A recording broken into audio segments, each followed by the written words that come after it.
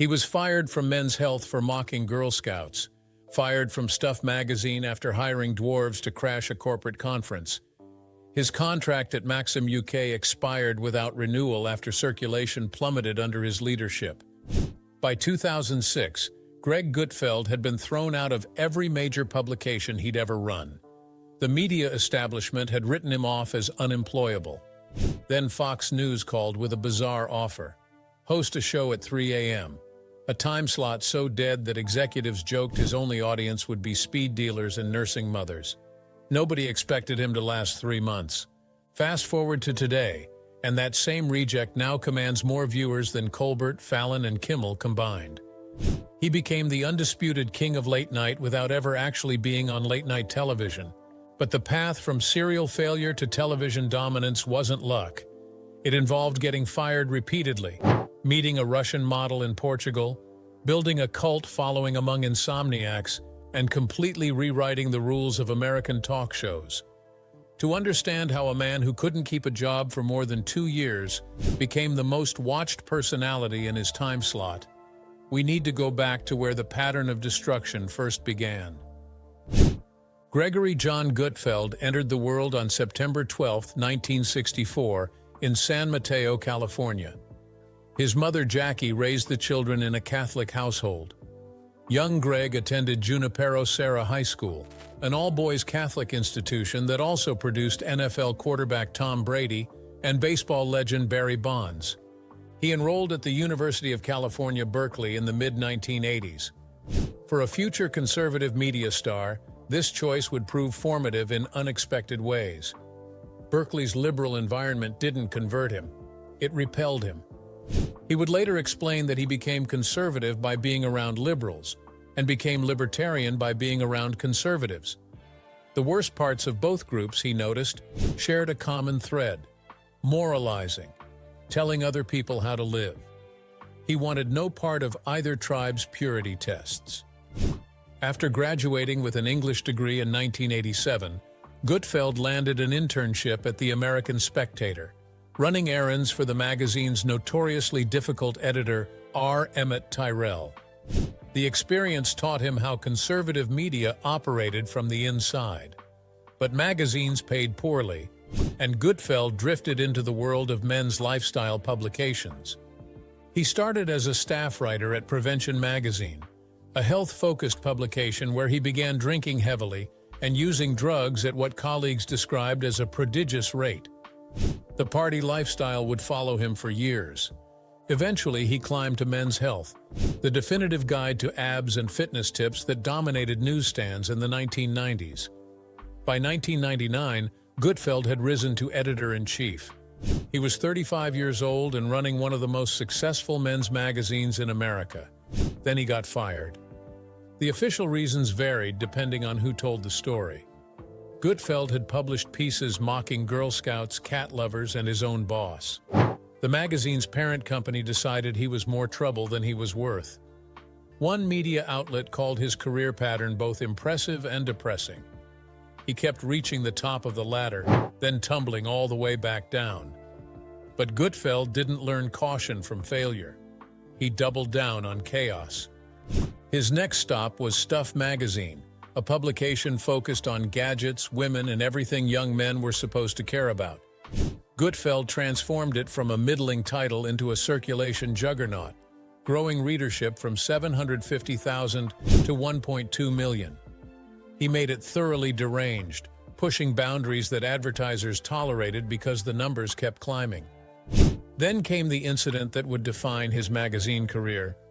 In April 2003, the American Society of Magazine Editors held a conference called "What Gives a Magazine Buzz?" Gutfeld decided to answer that question literally.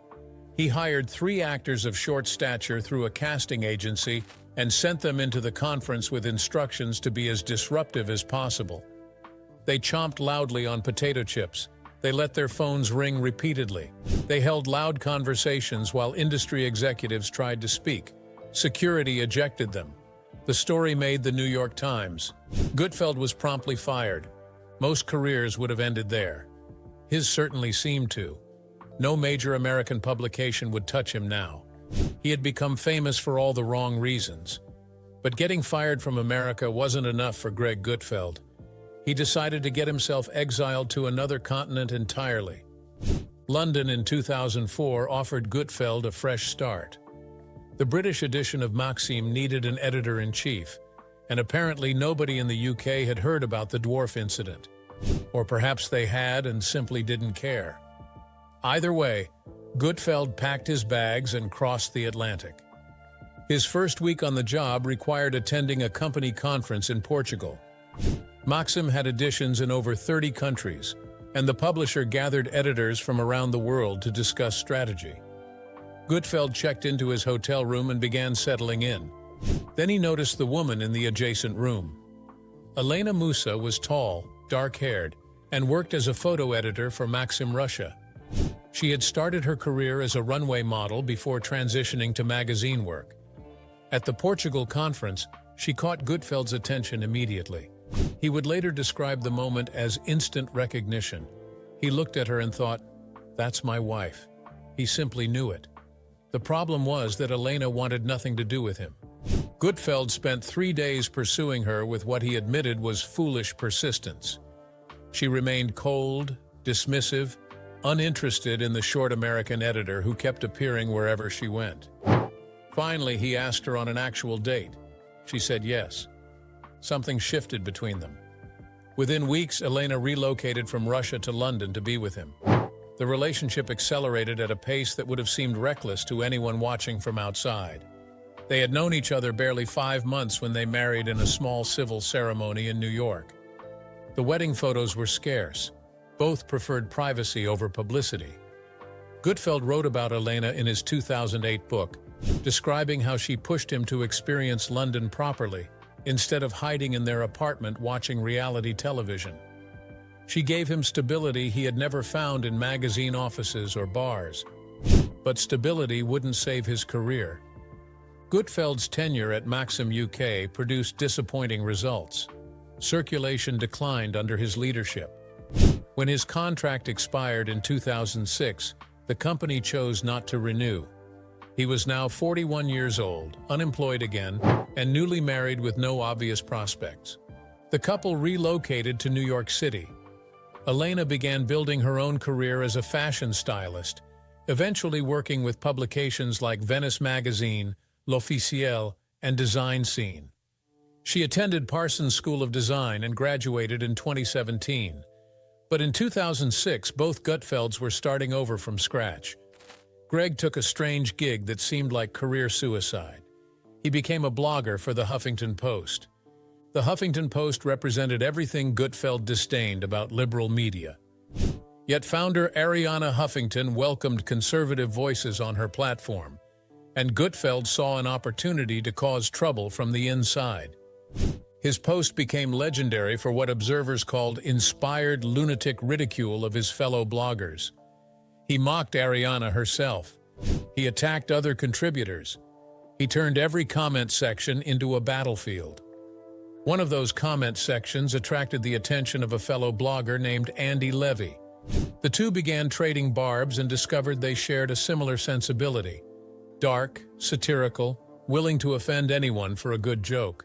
That online sparring would soon become something more significant. Because while Gutfeld was annoying liberals on the internet, someone at Fox News was watching. The phone call came in late 2006. Fox News wanted to launch a late-night show. Was Gutfeld interested? His response was immediate and honest. He was broke. He would do anything. Fox flew him to New York for meetings. The pitch was unusual. The network wanted to fill a time slot that nobody watched. Originally scheduled for 2 a.m., the show would air when most Americans were asleep. The target demographic, Gutfeld joked, consisted of speed dealers and nursing mothers, plus inmates. They got a lot of letters from inmates. The show launched on February 5, 2007 under the name Red Eye. Gutfeld expected weeks of rehearsals and careful preparation. Instead, executives told him they were starting in 3 days. The team rehearsed in the green room. Everyone involved, including the cameramen, was drinking. The atmosphere resembled a house party more than a television production. Red Eye debuted at 2 a.m.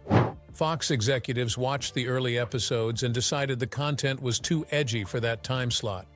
Their solution was to move it even later, to 3 a.m., where fewer people would see it and complain. Gutfeld had now been demoted within his own show before it found an audience. But something unexpected happened in those dead hours of the night. Red Eye developed a cult following. The show's format defied every convention of cable news. Gutfeld would introduce panelists with absurdly exaggerated compliments. Topics ranged from politics to pop culture to complete nonsense. Nothing was sacred. Nothing was sacred. Fox News itself became a regular target of mockery. The humor was dark, absurdist, and completely unlike anything else on television. Andy Levy, Gutfeld's sparring partner from Huffington Post, joined as the show's ombudsman. Bill Schultz, a colleague from Gutfeld's Stuff magazine days, became the designated sidekick. The three formed an unlikely chemistry. Levy was the deadpan snark machine. Schultz played the lovable loser. Gutfeld presided over the chaos like a mischievous ringmaster. Gutfeld's mother, Jackie, became a recurring presence on Red Eye. He gave her the title of senior correspondent, explaining the joke was that she was elderly. Her job was to watch Fox News during the day and report back on what happened. She complained constantly that the women on screen wore skirts that were too short. Gutfeld would respond that other viewers appreciated those skirts. The relationship between mother and son played out on camera in ways that felt genuine. When Gutfeld was younger, he had been embarrassed to introduce friends to his parents. As an adult, he noticed those same friends preferred hanging out with Jackie over hanging out with him. She had a no-nonsense authenticity that audiences responded to. She supported everything her son attempted, even when those attempts seemed destined to fail. Red Eye shouldn't have worked. A show at 3 a.m. with no budget, drunk cameramen, and topics chosen seemingly at random had no business attracting viewers. Yet the ratings climbed. The show began beating primetime cable news programs despite airing in the middle of the night. Then, in July 2011, Fox offered Gutfeld something bigger. A new daytime show called The Five Needed Hosts. The format featured 5 commentators discussing news and politics every weekday at 5 p.m. Gutfeld would be one of those 5. The 5 became a phenomenon. The program made television history as the first non-primetime show to rank #1 in both total viewers and the key demographic of adults 25 to 54. Gutfeld was suddenly appearing in front of millions of people instead of thousands. But he kept hosting Red Eye too, working both shows simultaneously for nearly 4 more years. The grind couldn't last forever. In February 2015, Gutfeld announced he was leaving Red Eye to focus on a new project. The 3 a.m. show had served its purpose. It had proven that Greg Gutfeld could hold an audience when nobody thought anyone was watching. Now Fox wanted to see what he could do with a real time slot. The Greg Gutfeld Show launched on May 31, 2015, as a weekly Saturday night program at 10 p.m. The format blended political satire with variety show elements. Gutfeld delivered monologues. He interviewed newsmakers. Regular panelists included comedian Kat Timpf, who brought a libertarian perspective and sharp wit, and professional wrestler Tyrus, whose intimidating presence contrasted with surprisingly thoughtful commentary. For 6 years, the show aired on weekends while Gutfeld continued his daily appearances on The Five. He was working constantly, building an audience that loyal viewers followed from show to show. The late-night hosts on broadcast networks barely acknowledged his existence. They didn't consider a Saturday show on Fox News to be competition. Then came 2021. Fox News announced that the Greg Gutfeld Show would move to weeknights and rebrand as simply Gutfeld. The new program would air at 11 p.m. Eastern, directly competing with Stephen Colbert, Jimmy Fallon, and Jimmy Kimmel. Industry observers predicted failure. How could a cable news show compete with broadcast network programming? How could a conservative comedian attract viewers who had chosen Jon Stewart and his successors for over 2 decades? The answer arrived quickly. By August 2021, Gutfeld had overtaken The Late Show with Stephen Colbert in the ratings. The show averaged over 2 million viewers nightly, more than any competitor on broadcast or cable. The man who started at 3 a.m. now dominated 11 p.m. The reject had become the king. The numbers only improved. By the end of 2021, combined viewership for Gutfeld and The Five averaged over 5 million viewers. In October 2022, Gutfeld achieved its highest-rated episode ever, drawing 2.5 million viewers in a single night. No late-night program could match those numbers. In June 2023, Fox moved Gutfeld to 10 p.m. Eastern. The shift meant the show technically no longer competed in the late-night category. Critics argued this was cheating, that a 10 p.m. show shouldn't be compared to programs airing at 11:30. Gutfeld didn't care about the semantics. He cared about the audience, and the audience kept growing. The show's success reflected broader changes in American media consumption. Traditional late night had grown increasingly political, with hosts targeting conservative viewers as the enemy. Gutfeld offered an alternative. His humor attacked both parties when they deserved it, though Democrats received most of the fire. More importantly, his show felt authentic in ways that polished broadcast productions did not. The Weekly Standard had once called him the most dangerous man on television. Unlike other media personalities, Gutfeld's work was genuinely subversive, a stink bomb thrown into every faculty lounge, mainstream newsroom, movie studio, and non-profit boardroom in America. He had found his audience not by chasing trends but by being exactly who he was, a troublemaker who got fired from every respectable job he ever held until he landed somewhere that valued chaos. The later chapters of Gutfeld's story have unfolded in ways nobody predicted, including Gutfeld himself. In December 2024, he announced news that shocked longtime viewers. At age 60, Greg Gutfeld had become a father for the first time. He and Elena welcomed a daughter named Mira. The announcement came during an episode of The Five, where Gutfeld joked about his daughter's impressive set of lungs and his plans to teach her 3 languages. 20 years of marriage had produced no children. Then, when most men his age were thinking about grandchildren, Gutfeld became a first-time parent. The private man who rarely discussed his wife on camera suddenly had a whole new dimension to his life. The baby announcement coincided with his continued professional dominance. By 2025, Gutfeld remained the most watched program in its competitive set. His nearest rivals on broadcast struggled to reach 2 million viewers, while he consistently exceeded 3 million. The late-night landscape had been transformed by someone the industry had dismissed as unfit for television. The contrast with his competitors tells part of the story. Broadcast late-night shows reportedly cost around $100 million annually to produce. Gutfeld operated with a fraction of those resources. His show embraced its scrappier origins, never trying to match the production values of Colbert or Fallon. His philosophy about failure had proven prophetic. Getting fired, he insisted, was the best thing that could happen to anyone. People think being fired means their career is over. In reality, you always end up someplace better. He had lived that philosophy repeatedly, turning each termination into a stepping stone rather than a dead end. The pattern became clear only in retrospect. Every firing pushed Gutfeld toward an environment where his particular talents could thrive. Men's Health wanted conformity. Stuff wanted sanity. Maxim UK wanted circulation growth. None of them wanted a provocateur who hired dwarves to disrupt industry conferences. Fox News, specifically the 3 a.m. time slot that nobody cared about, finally provided room for Gutfeld to be himself. Elena remained largely invisible through his rise. She continued her fashion work, appearing occasionally on his Instagram but avoiding his television programs. Their relationship survived precisely because she stayed out of the spotlight. When Russia invaded Ukraine in 2022, Gutfeld used his Fox News connections to help evacuate Elena's mother from Lviv to Poland. He shared the reunion video on air, one of the rare moments his personal and professional lives intersected publicly.